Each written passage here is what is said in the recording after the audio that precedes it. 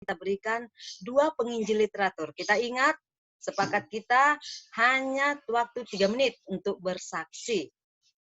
Siapa yang terdorong hatinya untuk bersaksi? Hanya 2 orang. Tadi sudah ada Pendeta Noti yang mau bersaksi. Silakan Pendeta Noti. Amin. Pendeta. Baik, Banyak terima berkat hari kasih. ini. Selamat pagi bagi kita semua. Selamat pagi. Saya ingin memberikan satu kesaksian dan sekaligus mohon nanti didoakan, di mana ada teman angkatan kuliah kami, namanya Deci Wenas. Dia sementara berada di Jakarta dan kurang lebih 5 tahun belakangan ini dia mengalami akan penyakit yang sangat luar biasa. Dia sudah kanker tulang, kanker paru-paru, bahkan kanker tulang, kanker payudara. Jadi dia sudah memberikan kesaksian kepada kami bahwa dia sudah 15 kali kemo dan rencananya tanggal 9 Juni kemarin dia harus operasi, namun karena harus tes swab sehingga sampai sekarang dia belum operasi lagi. Dan memang dia dalam bergumul di dalam penyakit yang sangat luar biasa. Dan kami dari angkatannya selalu support, baik melalui keuangan, bahkan kami selalu doakan akan teman kami ini. Dan perlu kami sampaikan bahwa teman kami Deci Wenas ini dia belum Advent. Nah, saya hampir setiap 2 atau 3 hari saya WA dia, saya chat dia, dan singkat cerita saya tawarkan dia buku. Jadi hari Selasa kemarin saya pak buku, ada 3 buku, 3 buku ini, yaitu Kemenangan Akhir, Hari Hampir Dilupakan, dan juga buku penginjilan kami. Jadi buku penginjilan kita, jadi saya kirim ke dia. Dan puji Tuhan, karena saya kirim di JNE, jadi hari Jumat kemarin bukunya sudah tiba dan dia foto dan dia katakan kepada saya, Pak Pendeta Noti, saya akan baca buku-buku ini karena saya tidak ada kegiatan karena saya sakit. Saya akan gunakan waktu untuk banyak membaca dan menyelidiki akan 3 buku ini. Jadi tentunya kita doakan keluarga ini atau Ibu Deci Wenas supaya Tuhan pulihkan kesehatannya, bahkan melalui buku-buku yang saya kirimkan kepada dia, dia boleh mengenal akan kebenaran sebelum terlambat. Terima kasih atas kesaksian. Jadi kita doakan Ibu Deci Wenas. Baik, dia Pendeta. Rumahnya ada di Depok di Jakarta. Terima Baik, kasih. sudah saya catat. Tuhan memberkati. Terima kasih Pendeta Noti. Sudah kami catat ya. Oke. Amin. Mungkin ada lagi, satu lagi yang mau bersaksi, mungkin sudah Ibu ada Cynthia dicatat. Pangau. Ibu Cynthia Pangau. Oke. Ibu Silakan Pangau. di-unmute. Nah, ini Ibu Pangau. Di Selamat unmute pagi, dulu. Ibu Pangau. Di-unmute dulu. Nggak kedengaran. Di-unmute dulu, Mem. Di-unmute dulu, nggak kedengaran. Di-unmute dulu. Coba saya telepon anaknya dulu.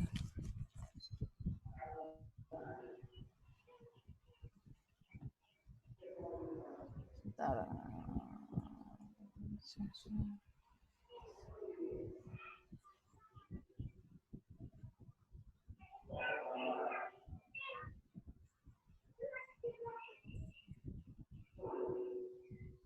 Di-unmute dulu, Tia.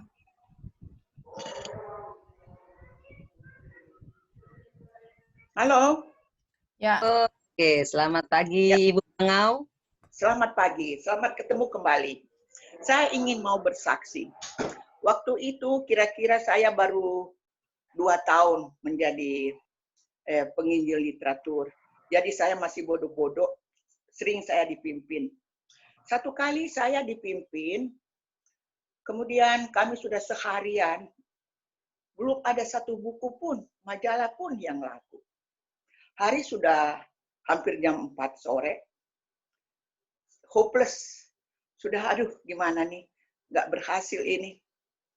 Kata asistenku, bagaimana Ibu Pangau? Ada, coba lihat di buku note catatan. Saya cari-cari, oke. Coba saya telepon yang ini. Saya telepon satu kantor, saya tanya, halo, selamat sore.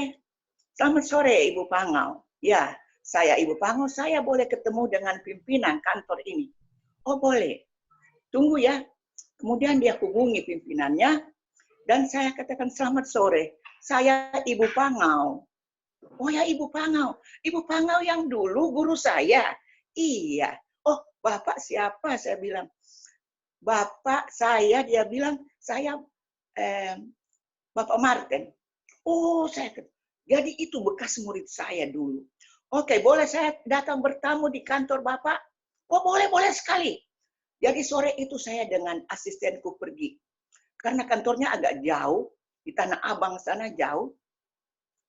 Jadi kami sampai di kantor kira-kira sudah hampir jam 5 sore. Dan beliau senang sekali ketemu dengan saya. Dia perkenalkan kepada asistennya, ada kurang lebih 4 orang asistennya. Dia katakan, wah ini adalah bekas guru saya dulu. Oh saya senang juga. Kemudian kami berbincang-bincang. Dia bilang, apa yang boleh saya tolong? Saya bilang, saya sekarang sudah pensiun dan saya menjalankan pekerjaan ini sebagai penginjil literatur. Oh ya, nah apa yang ada di tas Ibu? Coba keluarkan. Jadi saya keluarkan. Semua buku yang ada dalam tas itu saya keluarkan. Dan dia katakan, cuman ini. Iya, sudah nggak ada lain lagi. Nggak ada, saya bilang. Oke, kalau begitu ini berapa harganya? Waktu dihitung harganya ya nggak sampai 500. Wah, saya tunjukkan kartu buku. Dia katakan, tolong bawa buku ini. Oke, kalau bisa besok. Oh boleh, saya bilang. Jadi besoknya saya datang membawa buku Alpha dan Omega. Dia senang sekali dan beberapa buku kesehatan lagi saya bawa. Terus dia bilang, nanti 2 minggu depan lagi bawa buku yang ini semua. Dan sampai sekarang saya sudah membawa buku hampir semua yang di daftar buku itu sudah saya bawa. Satu kali saya datang ke sana, beliau ketawa, dia senang. Dan dia bilang, satu kali ada seorang bapak datang di kantor saya. Dan bapak itu lihat ini buku-buku yang ada dipajang di rak buku saya. Dia tanya begini, kok kamu sudah punya buku-buku ini semua ya?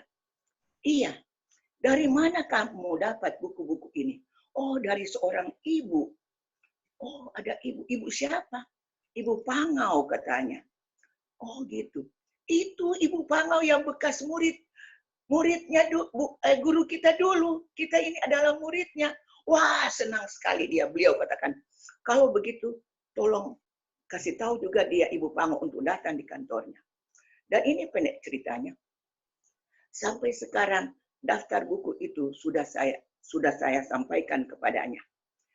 Dan bulan Januari kemarin saya sudah datang kepada beliau dan dia katakan, ya coba datanglah bawa. Ada buku bahasa Inggris, yaitu Encyclopedia for Family, Health and Education. Oh ya boleh bawa katanya. Berapa harganya? Saya bilang ya harganya hampir 4 juta. Oh ya nggak apa-apa.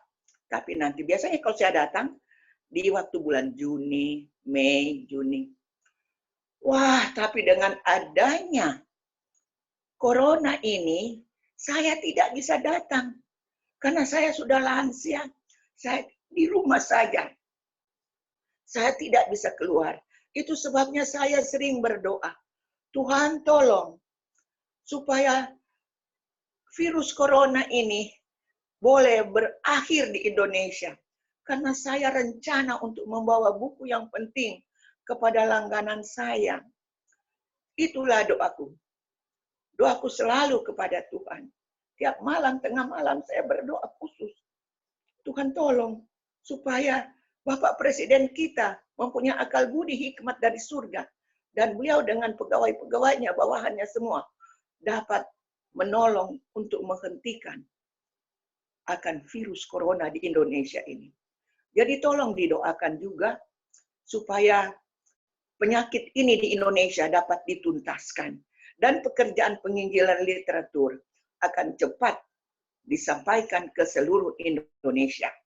Dan saya senang karena beliau katakan dia senang membaca buku ini. Apalagi kalau renungan pagi, dia baca tiap hari, dia baca. Kalau dia jam istirahat. Dan pada satu waktu terakhir saya datang ke dia, bulan Januari, saya sudah janji untuk datang bulan Mei. Tapi aduh, bagaimana saya bilang, saya nggak bisa datang. Saya masih tinggal di rumah saja. Tapi satu waktu saya akan bawa buku-buku itu kepada beliau. Saya sudah berhubungan dengan manajer saya bahwa saya akan mengambil buku-buku ini. Manajer saya yaitu Bapak Nainggolan, Andi Nainggolan. Dan beliau katakan boleh, Ibu Pangau boleh ambil. Tapi bagaimana sekarang ini? Itulah permohonan saya dan kita semua juga. Kalau bisa virus corona ini cepat berlalu. Dan penginjilan literatur ini akan lebih lancar lagi di Indonesia. Terima kasih. Saya sudah dapat menyaksikan bagaimana buku ini sudah beredar. Dan sudah saya sampaikan kepada beliau. Boleh tambah satu lagi, masih ada waktu. Satu waktu saya mau ke kantor. Itu hari Senin. Dan biasanya kalau hari Senin, saya ganti tas. Tas hari Sabat. Biasanya dompet-dompet dia pindah ke hari Sabat. Tapi waktu hari Senin, dompet-dompet itu pindah lagi ke tas untuk kerja. Satu waktu saya mau naik kereta, saya cari, waduh, di tas saya tidak ada dompet. Tidak, segala pojok di tas itu saya sudah cari. Tidak ada uang sesen pun. Waduh, saya kan, Tuhan bagaimana ini? Saya mau bayar ongkos bagaimana ini? Di depan saya seorang bapak, dia membaca majalah, koran. Selesai baca, dia lipat, dia masukkan itu dalam tas. Kemudian saya katakan kepada beliau, Pak, Bapak kayaknya senang membaca ya? Oh ya iya, saya senang membaca. Ini ada majalah, bagus sekali untuk Bapak baca. Majalah rumah tangga dan kesehatan. Bagaimana membahas pendidikan kepada anak-anak kita, anak muda kita, juga untuk pekerjaan kita di kantor, dan kesehatan ibu bapak, dan kesehatan orang tua. Ini bagus sekali Pak. Saya sampaikan buku itu. Oh ya bagus, saya senang. Berapa harganya? Bapak lihat di pojok kanan situ. Oh 25.000 ya. Oke, dia bayar 25.000. Sebentar lagi dia sudah turun. Rupanya dia pegawai Pemda Bekasi. Tapi saya berdoa, Tuhan, terima kasih Tuhan. Saya sudah mendapat uang untuk ongkos. Sementara tadi saya tidak ada uang sama sekali. Tetapi karena ada majalah satu, majalah rumah tangga dan kesehatan yang satu, ada di tas saya. Saya senang dengan majalah itu, saya mendapat uang ongkos. Saya sudah telepon temanku, tolong berhenti di tempat di mana saya akan turun. Supaya karena saya tidak ada uang 1 sen pun untuk bayar ongkos. Beliau sudah tunggu di tempat itu. Tapi waktu tiba, saya senyum-senyum kepadanya. Dan dia katakan, Mak, kenapa Ibu Pangau sudah bayar? Sudah ada uang. Sudah dapat uang. Saya cerita kepadanya. Dengan satu majalah RTK yang ada dalam tasku, saya sudah dapat uang untuk ongkos, bayar ongkos angkot. Dan juga untuk ongkos kereta api. Puji Tuhan, saya senang sekali. Itu sebabnya saya pikir memang seharusnya seorang PL dalam tasnya paling kurang harus ada buku. Satu buku terakhir atau satu majalah ataupun yang lain-lain. Terima kasih. Puji Tuhan, Tuhan sudah membantu saya. Sudah mendapat ongkos untuk bayar. Terima kasih. Selamat pagi. Selamat pagi.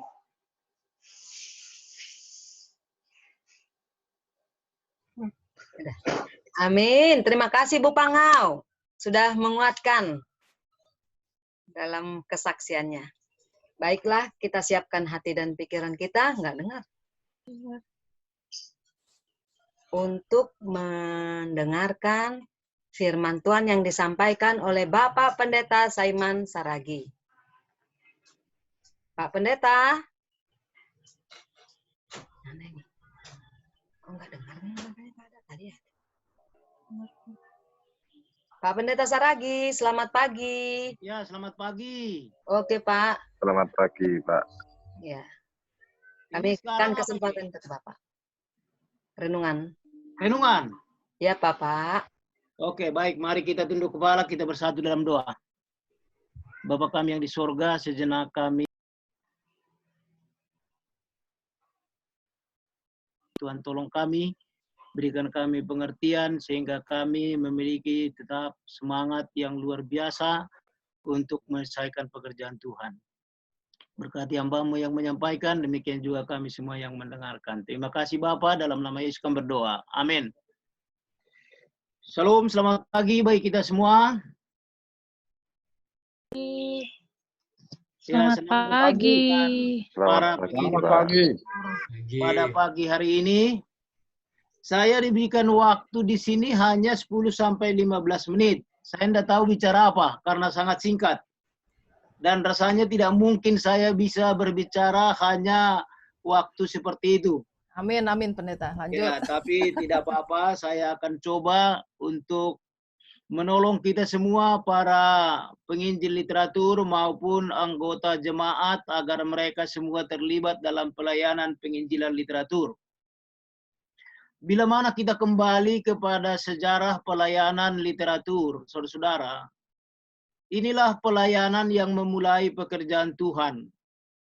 Kita tahu bahwa pada waktu satu rapat diadakan di Dekosester pada tanggal 18 November tahun 1848, itu belum merupakan rapat gereja resmi sebab gereja Advent belum ada pada ketika itu.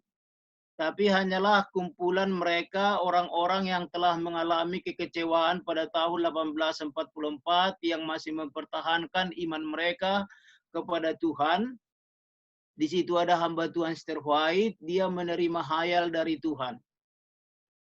Hayal yang diterima tepatnya pada tanggal 18 November menyatakan kepada dia bahwa dia harus mencetak buku ataupun majalah untuk dibagikan kepada banyak orang untuk menjangkau orang lain menerima Injil keselamatan. Tapi kita tahu bahwa keluarga daripada Esther White ini, di mana mereka menikah pada tanggal 26 Agustus tahun 46, kira-kira 2 tahun sebelum hayal ini diberikan kepadanya, keluarga ini adalah keluarga yang sangat miskin. Mereka tidak memiliki uang, bahkan rumah pun mereka tidak punya. Nah, sangat sulit bagi James White, suaminya, untuk menuruti perintah yang diberikan Tuhan melalui istrinya, Sister White.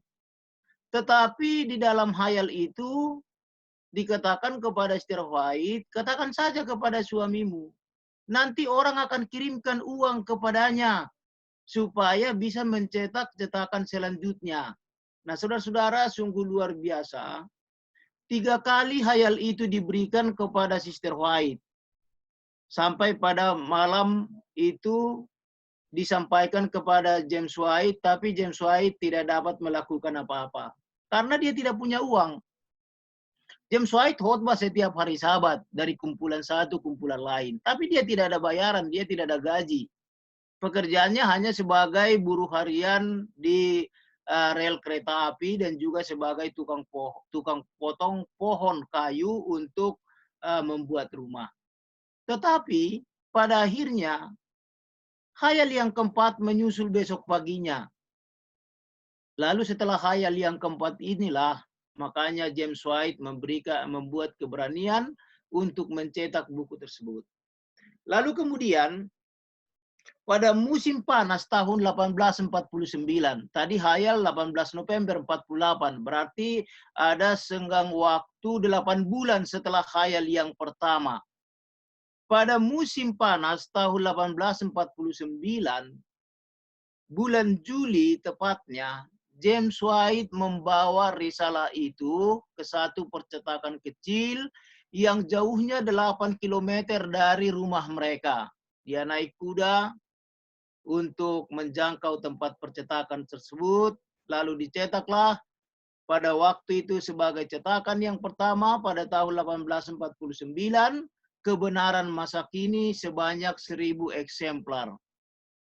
Lalu inilah dibagikan kepada banyak masyarakat. Lalu masyarakat membaca, mereka tertarik dan mereka katakan, oh ini harus dicetak kembali. Siapa yang mencetak ini? Oh James White. Benar seperti hayal tersebut. Setiap orang yang menerima majalah tersebut, mereka membuka dompet mereka, lalu memberikan uang kepada James White supaya dicetak kembali. Lalu kemudian tahun 50 pun dicetak ya berikutnya, dan kemudian pada tahun 51 dicetaklah tulisan-tulisan permulaan. Benar seperti hayal tersebut, saudara, James White mengumpulkan banyak uang. Tetapi uang itu tidak sedikit pun dia gunakan untuk keperluan sehari-hari ataupun dapur mereka.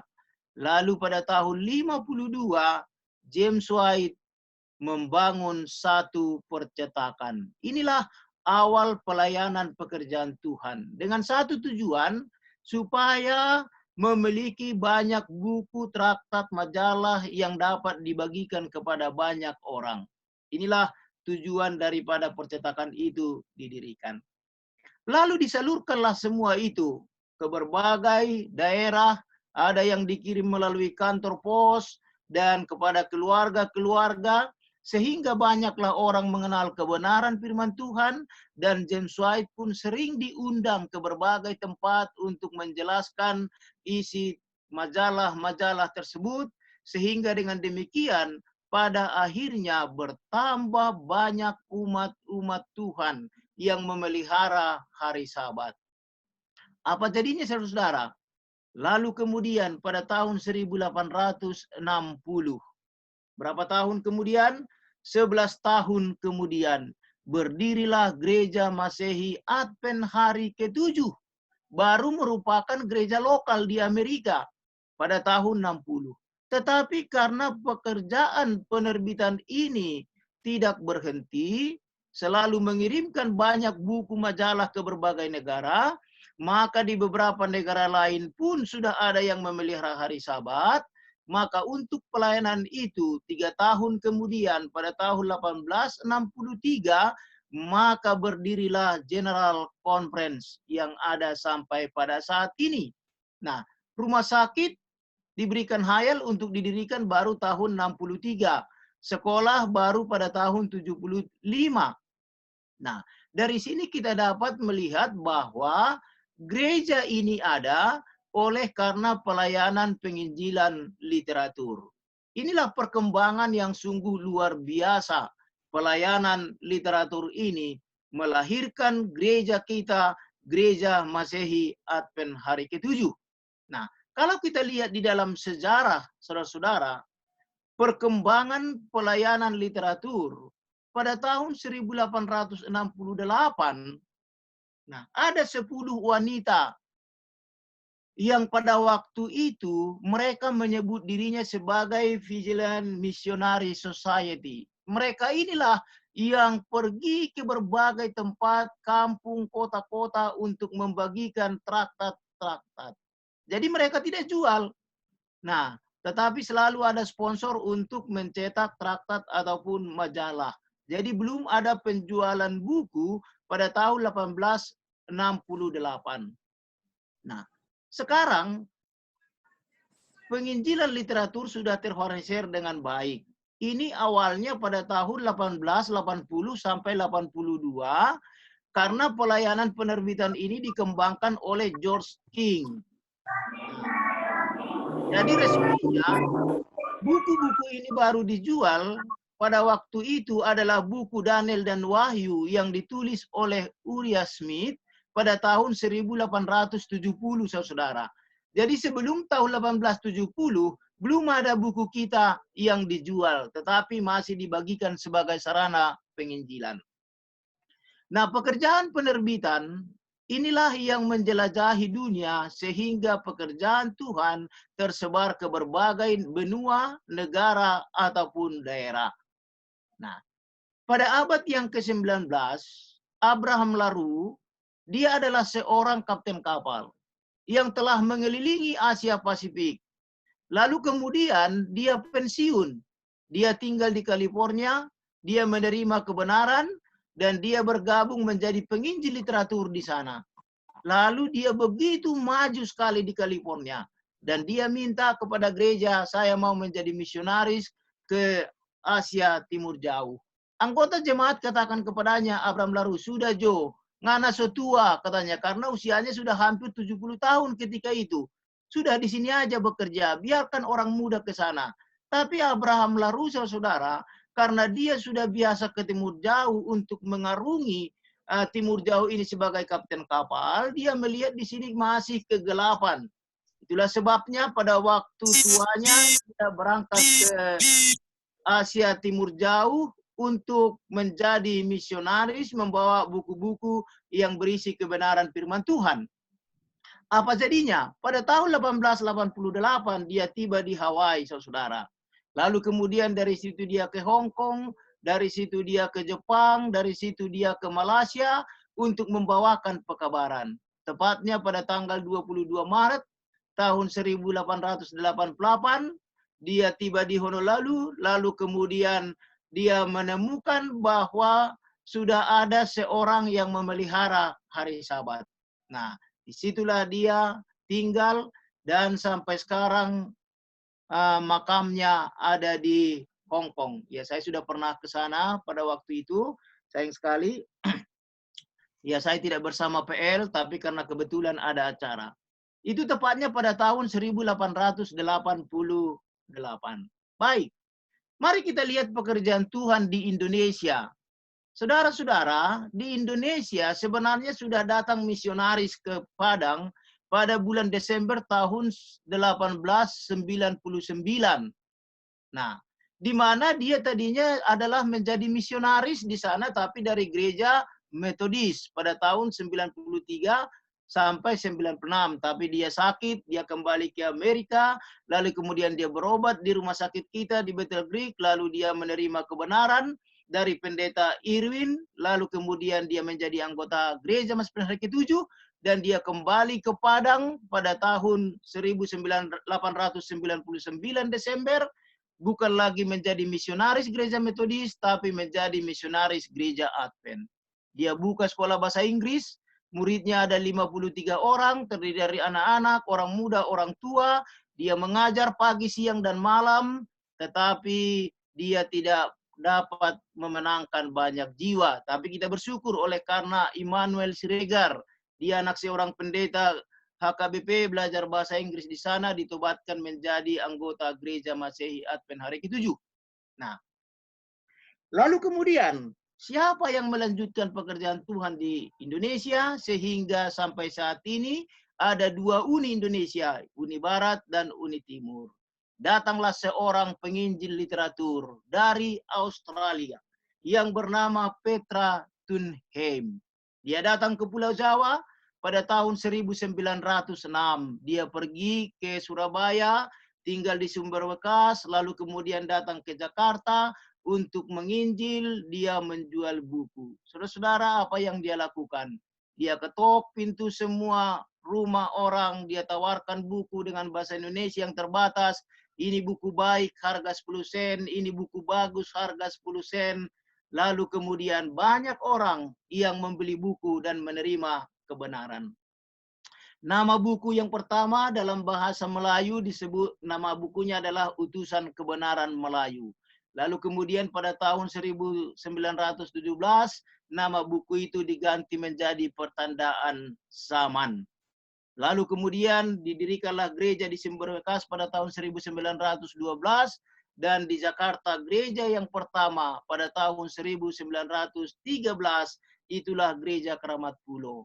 Pada tahun 2013 yang lalu 100 tahun pelayanan di Jakarta digantilah nama gereja Keramat Pulo menjadi gereja Petra Tunheim Memorial Church Keramat Pulo, saudara. Jadi ada lebih dari 200.000 umat Tuhan di Indonesia sekarang. Itu banyak ditobatkan berawal dari pelayanan seorang penginjil literatur yang bernama Petra Thunheim.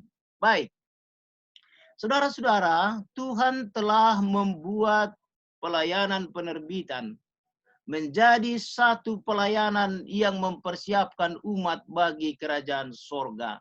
Di dalam tulisan hamba Tuhan Esther White, di dalam Testimoni Volume 7, halaman 139 dikatakan demikian. Terbitan yang dikirim dari percetakan-percetakan kita adalah untuk menyediakan satu umat untuk bertemu dengan Allah. Dan dengan taraf yang besar, melalui percetakan kita akan diselesaikan pekerjaan yang malaikat lain turun dari sorga dengan kuasa yang besar dan yang menerangi bumi dengan kemuliaannya. Jadi tidak heran kalau hampir setiap negara di muka bumi ini mendapatkan kabar Injil melalui pelayanan penerbitan. Pelayanan ini adalah pelayanan untuk membawa jiwa-jiwa kepada Tuhan. Di dalam buku Review and Herald 2 Juni 1903 dikatakan demikian. Kita perlu menginsapi pentingnya pekerjaan penginjilan literatur sebagai satu sarana praktis untuk mencari orang-orang yang di dalam bahaya dan membawa mereka kepada Kristus. Pekerjaan penginjilan literatur adalah satu jalan yang paling berhasil untuk menyelamatkan jiwa-jiwa. Luar biasa, saudara-saudara. Jadi pekerjaan ini, hamba Tuhan Sister White katakan, adalah merupakan pekerjaan yang tiada taranya. Di dalam buku kita, buku kecil Juru Kabar Pengharapan, halaman yang ke-6 dikatakan, penyelamatan jiwa yang berhasil melalui pelayanan literatur. Pentingnya pelayanan kependetaan memang jelas tidak dapat diragukan.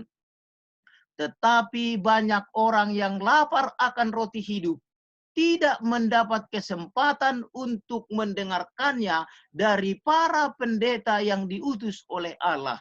Itulah sebabnya hasil terbitan kita perlu disiarkan seluas-luasnya. Banyak tempat di mana pendeta tidak bisa jangkau. Gedung-gedung bertingkat yang ada di Jakarta, di kota-kota di Indonesia, pendeta tidak pergi ke sana menginjil. Tetapi yang pergi ke sana turun naik setiap hari gedung tersebut adalah hamba-hamba Tuhan, penginjil literatur membawakan kabar keselamatan. Jadi kita harus benar-benar melakukan pekerjaan ini dengan sungguh-sungguh. Oleh karena benar seperti yang dikatakan oleh hamba Tuhan Esther White, bahwa banyak tempat di mana pendeta dan guru Injil lainnya tidak dapat jangkau, tetapi tempat itu telah disediakan oleh Tuhan untuk para penginjil literatur. Kutipan selanjutnya dikatakan, banyak orang yang tidak mau dipengaruhi dengan mendengar kebenaran yang diajarkan oleh pendeta, tetapi dapat menerima sebuah risalah atau majalah dan akan membacanya. Banyak hal yang mereka baca cocok pada pikiran mereka, lalu akhirnya mereka tertarik untuk membaca seluruh isinya dan menerima kebenaran. Jadi saudara, ingat bahwa setiap majalah, setiap buku yang kita bawa, Tuhan akan gunakan untuk memenangkan jiwa-jiwa kepada kerajaan sorga. Itulah sebabnya hamba Tuhan Sister White menyatakan, di dalam bukunya Review and Herald 13 Agustus 1908 dikatakan, bahwa buku-buku kita ini akan seperti daun-daun yang gugur di musim gugur. Inilah satu tugas yang harus dilakukan. Kesudahan dunia sudah dekat. Telah banyak waktu yang sudah hilang. Manakala buku-buku ini seharusnya sudah disiarkan. Lalu kalimat yang berikut. Sebarkanlah buku-buku itu seperti daun-daun yang gugur di musim gugur. Pekerjaan ini harus berjalan terus tanpa larangan siapapun. hendaklah mereka diperingatkan tentang kedatangan Yesus yang tidak lama lagi di awan-awan di langit. Buku-buku terbitan percetakan kita dari Bandung akan menjadi seperti daun-daun yang gugur di tengah-tengah masyarakat Indonesia dari Sabang sampai Merauke. Siapa yang melakukan ini, saudara? Siapa yang menebarkan buku-buku ini? Itulah umat-umat Tuhan yang dapat membagi-bagikan buku, dan itulah para penginjil literatur yang setiap hari pergi ke berbagai kantor, rumah, tempat untuk membawakan kebenaran tersebut. Apa yang dikatakan oleh hamba Tuhan Sister White sungguh luar biasa. Dalam Review Herald November tahun 1885 dikatakan demikian. Lebih dari 1.000 orang akan ditobatkan dalam satu hari. Kebanyakan dari mereka pertama oleh karena membaca terbitan-terbitan kita. Saudara, bagaimana kita tidak semangat melakukan pekerjaan ini? Oleh karena lebih dari 1.000 orang akan ditobatkan dalam satu hari untuk kerajaan sorga. Dan mereka itu dikatakan bertobat adalah pertama oleh karena mereka membaca terbitan kita. Jadi saudara, jangan pernah ragu akan pekabaran ini.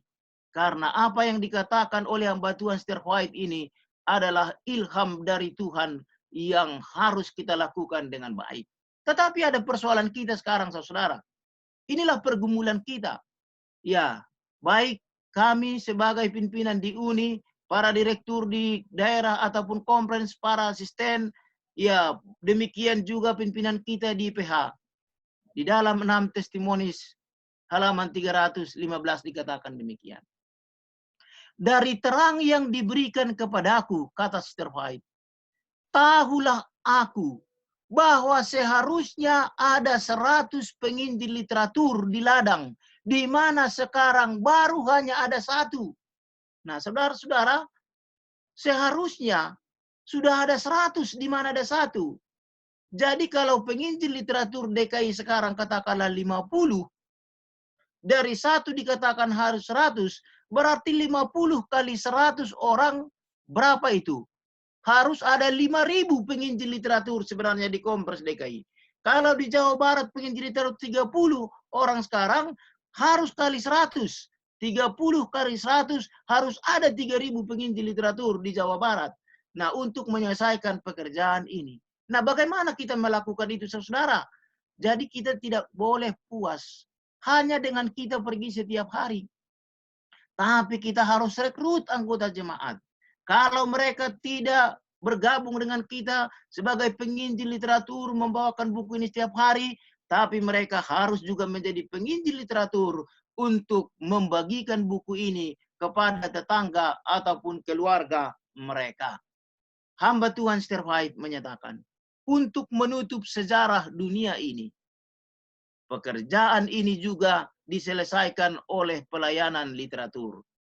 Di dalam Review Herald 30 Juli 1908 dikatakan demikian. Pekerjaan Injil yang terakhir harus disampaikan sekarang seperti belum pernah terjadi sebelumnya. Dunia harus menerima terang kebenaran melalui satu pelayanan evangelisasi sabda itu melalui buku-buku dan majalah kita. Kita tahu bahwa satu saat kita tidak bisa menginjil. Gereja pun akan ditutup, saudara. Sekolah akan ditutup. Percetakan juga akan ditutup. Jadi mumpung percetakan masih bisa beli tinta, beli kertas, saudara, mari kita gunakan kesempatan ini. Kita bawa buku ini sebanyak-banyaknya. Kalau saudara mengenal ada seorang anggota jemaat yang memiliki uang yang banyak, kemana dia mau gunakan uangnya untuk menginjil, katakan kepada dia, Pak, bagaimana kalau Bapak cetak buku aja di percetakan? Kami penginjil literatur siap untuk membagikan itu kepada masyarakat, supaya pekabaran ini dapat diselesaikan. Itulah yang seharusnya kita gunakan. Tetapi sekarang ini, saudara, percetakan hanya menunggu order daripada artinya daerah-daerah kompres untuk mencetak buku supaya dicetak. Seharusnya bukan order itu hanya dari ABC ataupun daerah, tapi anggota-anggota gereja sebenarnya harus membuat order cetakan di percetakan kita untuk mencetak buku-buku kebenaran dan kita membagikannya bersama dengan anggota jemaat, maka pekerjaan Tuhan ini akan dahsyat dan luar biasa. Nah, saya akan bacakan satu ayat dari Alkitab kepada kita sebagai ayat yang terakhir. 2 Petrus 1 ayat 10, firman Tuhan katakan demikian. Karena itu, saudara-saudaraku, berusahalah sungguh-sungguh supaya panggilan dan pilihanmu makin teguh. Sebab jikalau kamu melakukannya, kamu tidak akan pernah tersandung. Kita para penginjil literatur, kita telah dipanggil oleh Tuhan untuk pelayanan ini. Mari kita lakukan pekerjaan ini. Bukan hanya dengan kita menjual, tetapi dengan kita juga memberikan pengaruh kepada anggota jemaat, merekrut mereka, menuntun mereka, supaya mereka juga terlibat dalam pelayanan penginjilan literatur. Karena hamba Tuhan Stewart White menyatakan bahwa buku-buku inilah nanti akan menyelesaikan pekerjaan Tuhan, di mana semua pelayanan gereja tidak dapat dilakukan, tetapi buku-buku dan majalah yang sudah ada di tangan masyarakat, itulah menjadi pengkhotbah yang diam-diam di dalam setiap rumah tangga mereka dan menuntun mereka kepada kebenaran. Kembali, marilah kita bekerja dengan baik, dengan sungguh-sungguh. Meskipun kondisi kita sekarang masih dikatakan lockdown, kita tidak bebas ke sana kemari, tapi telepon, hubungi siapa keluarga, siapa langganan saudara selama ini saudara. Saudara bisa antar buku itu melalui ojol, melalui Gojek saudara. Supaya dengan demikian pekerjaan ini tidak terhenti walaupun situasi seperti sekarang ini. Mudah-mudahan renungan yang saya bawakan pada pagi hari ini dapat menolong kita, menguatkan kita kembali agar kita menyadari dengan sungguh-sungguh akan panggilan yang diberikan kepada kita untuk menyelesaikan pekerjaan Tuhan. Saya bawakan firman ini di dalam nama Tuhan Yesus. Amin. Mana nggak ada? Amin. Amin. Terima kasih Pendeta Saiman. Semangatnya luar biasa memotivasi saya. Semoga kita yang mendengarkan juga semangat dalam menyampaikan pekabaran Tuhan lewat penerbitan.